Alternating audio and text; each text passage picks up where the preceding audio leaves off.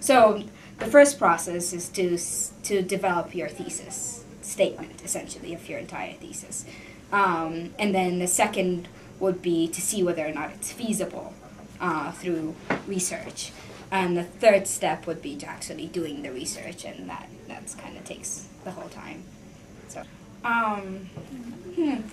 I'd have a topic in my mind, and generally I go to a reference library and just talk about the topic, and then they would generally just squeeze out what I'm thinking or what I want, and then start researching. I would have something that I know beforehand and just want the evidence for it, and then just look specifically in terms of that, or just look at articles. I like to look at, I'm an econ student, so I like to look at country reports to get ideas. And online helps a lot. Sometimes you get ideas from Google, even Wikipedia, surprisingly, but you never want to use that as your main source. And once you start developing ideas, you go to the library website, JSTOR, or whatever.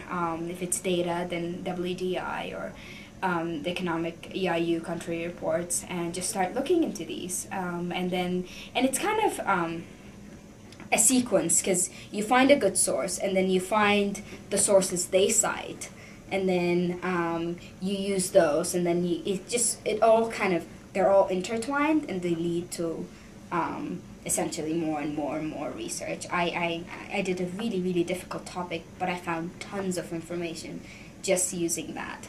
JSTOR is really cool. A lot of actually the library sources are very cool, because you can specify and they would bring things up.